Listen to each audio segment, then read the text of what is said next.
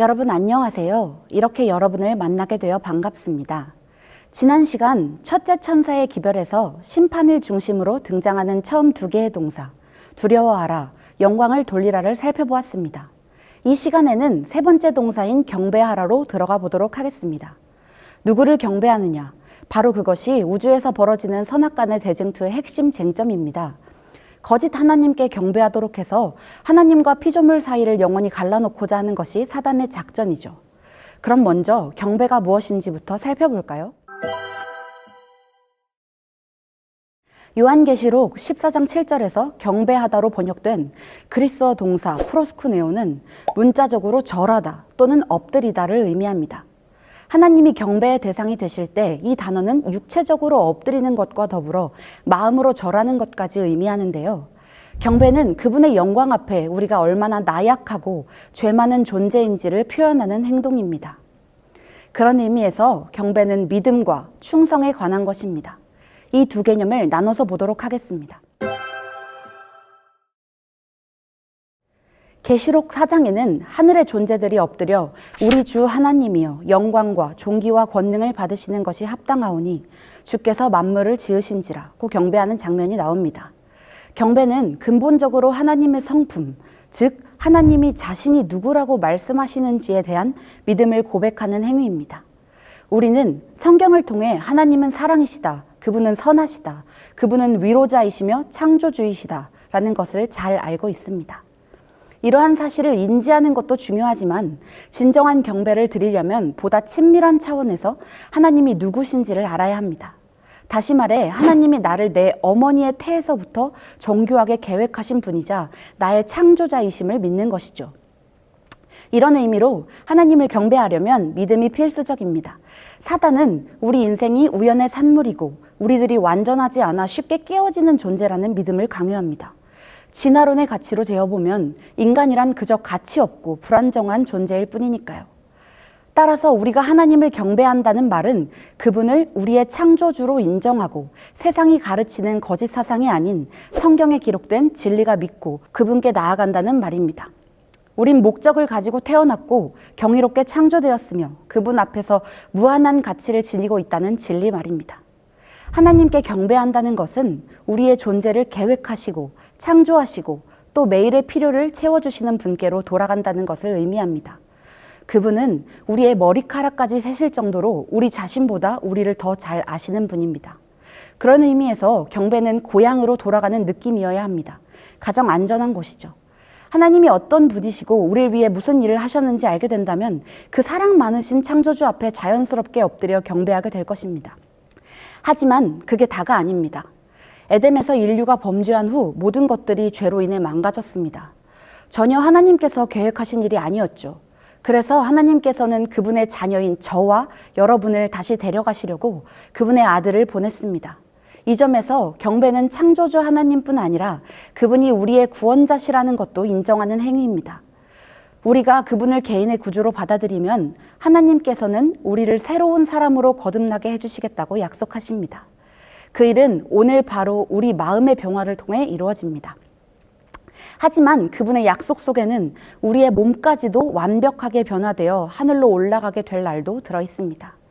이 모든 것을 믿으려면 약속하신 분에 대한 깊은 신뢰가 있어야 합니다. 경배는 믿음을 고백하는 것을 넘어 하나님에 대한 충성을 다짐하는 행위입니다. 그것은 선악간의 대쟁투에서 하나님의 편에 서는 것이며 결과적으로 악의 세력과 맞서는 행동입니다. 이전 영상에서 언급된 다니엘서에는 다니엘의 세 친구 사드락, 메삭, 아벳느고가 왕의 신상 앞에 절하도록 강요받는 이야기가 나옵니다. 그들이 하나님의 계명을 따라 왕의 명령에 거절하자 왕은 그들을 풀무불로 던져버립니다. 하지만 놀랍게도 그들은 불에 타지 않았습니다. 대신에 왕은 불 속에 있는 그들 세 사람 곁에 네 번째 존재가 있는 것을 보게 됩니다. 여호와의 사자로 묘사된 예수님이셨죠. 인간인 우리가 스스로를 되살릴 수는 없습니다. 죽음의 문제는 전적으로 하나님께 의지해야 하는 영역이니까요. 따라서 우리가 전심으로 하나님께 충성한다면 죽음의 두려움은 사라집니다.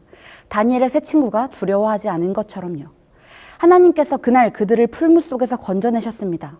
하지만 그렇게 하지 않으셨다고 해도 언젠간 날이 오면 그들은 영원한 삶을 얻게 될 것이었습니다.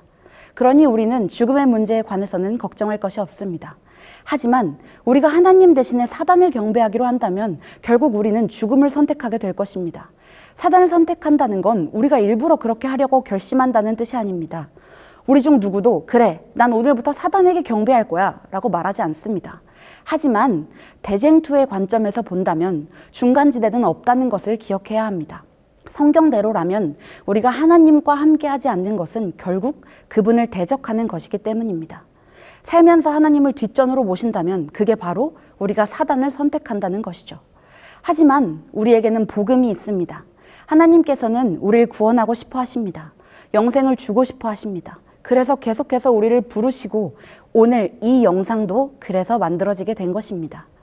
하나님께 충성하려면 그분의 법을 따르면 됩니다.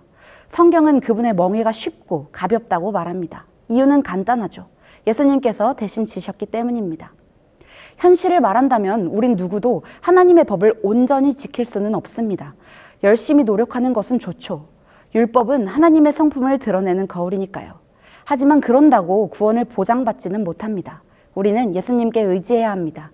약속하신 모든 것을 그분께서 우리 안에서 행하실 것입니다. 이제 우린 경배가 믿음과 충성에 관한 것임을 알게 되었습니다. 그런데 이 두 개념은 안식일 속에서 서로 연결됩니다. 믿음은 하나님이 우리의 창조주이심에 관련된 것이고 충성은 우리가 그분께 복종하는 일에 관한 것이기 때문입니다. 네 번째 계명인 안식일은 창조를 기념하는 날입니다. 계명은 안식일을 기억하여 거룩히 지키라고 이야기합니다. 그날을 구별하라는 뜻이죠. 안식일은 이 땅의 창조와 존재 자체를 기념하는 날이면서 하나님이 그 모든 창조의 주인이시라는 것을 알려주는 날인데 사단의 목표는 매주 돌아오는 이 날을 영원히 지워버리는 것이었습니다. 이것이 마지막 서닥간의 대쟁투에서 안식일이 주요 쟁점이 되는 이유입니다. 안식일 계명에 도전하는 세력은 최소 두 개의 기본적인 형태를 띠는데요. 하나는 안식일 대신에 일요일 준수를 권하는 배교한 기독교의 모습이고 또 하나는 진화론입니다. 사람들의 의식 속에서 창조주 하나님의 모습을 지워가는 것이죠. 그 이론에 의하면 존재하는 모든 것은 목적이 없는 우연의 산물입니다. 창조주의 자리가 없는 것이죠. 많은 기독교인들이 진화론과 하나님을 조화시키려고 많이 노력합니다. 신이 진화를 통해 세상을 창조하셨다고 믿는 거죠. 긴 기간의 적자생존 투쟁 과정을 거쳐서요. 거기엔 죽음도 필수적인 개념으로 등장합니다. 하지만 첫째 영상에서 보신 대로 이 둘은 절대로 양립할 수 없는 개념입니다. 자, 그럼 마지막 질문으로 넘어가겠습니다. 당신은 누구를 경배하길 원하십니까? 이 영상을 보신 뒤에는 세상을 창조하시고 우리를 구원해 주신 하나님만이 경배를 받으시기에 합당하시다라고 대답하시게 되길 바랍니다. 생명의 근원이 되시는 분만이 생명을 창조하실 수 있습니다. 그리고 그분만이 구속과 재창조도 하실 수 있습니다. 인간으로서 우리는 우리의 모든 것을 그분께 의지해야 합니다.